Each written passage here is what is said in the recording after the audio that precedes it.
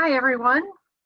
This is Barbara Evers. I'm coming back to you today to read one of my short stories to you. It's called The Wall. It appeared in this issue of the moonShine Review. It's their 15th anniversary issue, which came out in the fall of 2019. This story was actually one I was invited to submit. I've submitted several times to moonShine Review, so it was really nice to be asked to submit, and they actually liked what I submitted, so that's great. I was really honored to have my story in there. This particular journal had a theme, which they don't typically do at the moonShine Review. The theme was politics, but they left that broad and open to interpretation. It didn't have to be straight politics. It could be metaphorical if you wanted it to be. It could be something that's more local political situations as opposed to national ones. But I thought since we're coming down the home stretch towards our election, this would be a great time to share this story with you. Not because it has anything to do with the election, it doesn't. It's just my one and only political based story.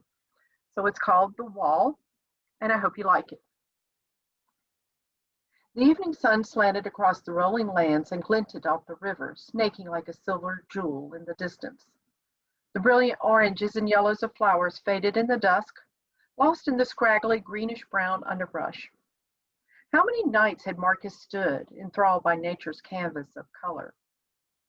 He hated to change it, but other beauty might disappear from his life if they didn't create the barrier and protect their lands. I don't see why you want this wall. Serena, his wife, squinted at Marcus.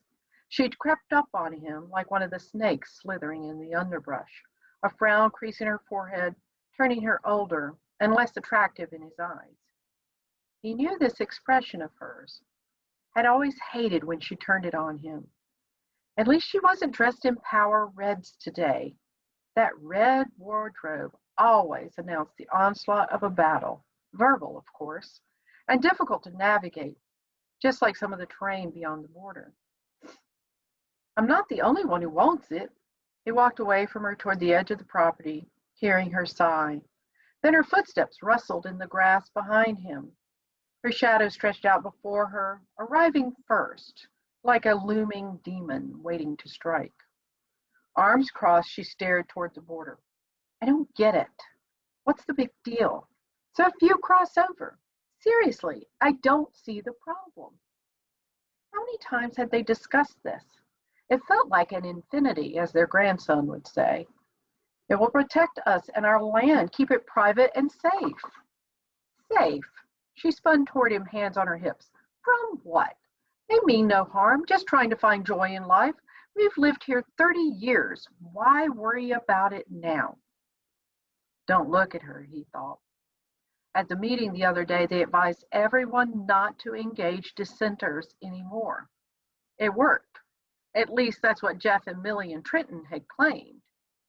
Why get dragged through the dirt with someone who refused to listen or understand?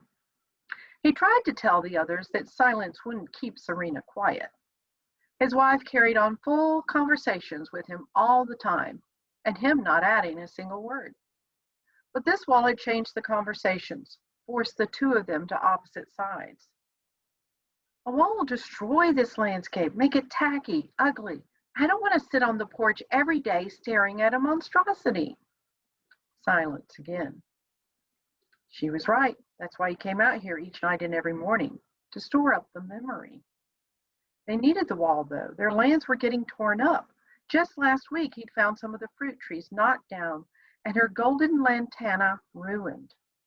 Nothing could salvage them.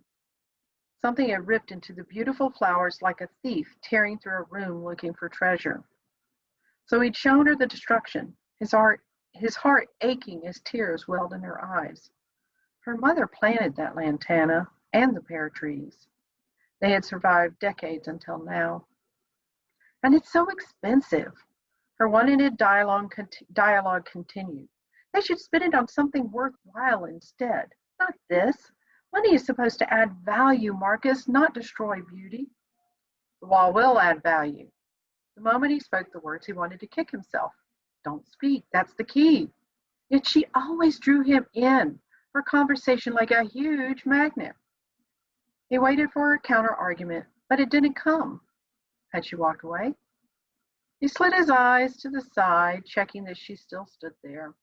She did, her head tilted to the sky. Her features softened into the sweet innocence he fell in love with ages ago. In the dwindling light, something glittered on her cheek. A tear? If she cried, what would he do? It tore at his soul when she revealed her true nature, hidden behind the constant barrage of words, her own wall of protection. Always able to sense his attention, Serena glanced his way, then pointed up. Look, the first star, she whispered. I wish I may, I wish I might have the wish I wish tonight. Against the royal blue of the darkening sky, the single light twinkled. Like a diamond in the sky, he whispered back, unable to fight their age-old tradition. Silence, sweet quiet stood between them. What did she wish for? He didn't need to ask. She always told her wish, unaffected by the admonition to keep it secret until the world turned on its axis and granted her desire. And tonight, every wish she'd shared with him followed the trail of her thoughts moments before the request. Not that he believed in star wishes, but if you were going to wish, why not take a moment and choose something strong, valuable? He never understood her willingness to go with the flow, to wish upon a star, believe in it, and still not abide by the rules. Know what I wish for? The smile he loved resonated in her voice. He snorted in amusement. No wall. Nope. Serena fought back the grin she wanted to flash at Marcus's obvious shock from her denial. Heavens, she loved him. But his unbendable nature, that unwillingness to look at things from a different angle and consider others, made her want to rap him on the head sometimes, see if it echoed like the Tin Man in The Wizard of Oz. Except Marcus did have a heart. It peeked out when she least expected it, like the rabbits she occasionally saw in the underbrush, a head popping up in surprise at her approach, dashing off before the danger of discovery. His tone rang with disbelief, edging into sarcasm. You didn't wish for the wall. It rankled her nerves a bit, that tone. Nope. And then she couldn't help but put her hands on her hips and toss back her displeasure. And why would I lie to you about that? It's not like I keep things from you. An interminable silence passed while she watched him chew on her words, or maybe his. She never knew what he thought before he spoke.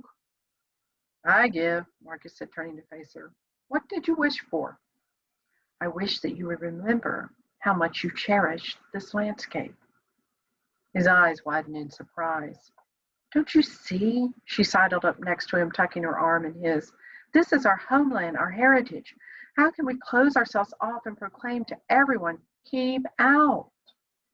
To protect it, he said. I'm tired of the trucks and four-wheelers tearing up the ground, not to mention fighting off the wild animals that wander into our lands. What if they knock it down? They could tunnel under or climb over. Maybe. He pulled away from her. If you'd quit encouraging the neighborhood kids to run through here, it wouldn't be a problem. They see it as their extended playground. Then they grow up and learn how to drive. I don't encourage them. You discourage them. Same difference, he said. What's done is done. The HOA is coming tomorrow to finalize the paperwork. She sighed and looked to her left and right, noting the lights coming on in the houses down their street. Her parents bought the house in the cul-de-sac to secure this view. She and Marcus bought it from them when they moved into a retirement home. Since the land in the distance was protected, part of national lands, no one would ever ruin the mountains and river. But they could take away the view. Can't we at least make it a picket fence? Something pretty? Marcus pinned her with his piercing blue eyes, the ones that caught her heart and held it as a willing lover for the last 3 decades. Lately, that relationship struggled to survive. Why couldn't he see the destruction building between them? His chest rose and fell in the way she knew indicated he was planning his next words.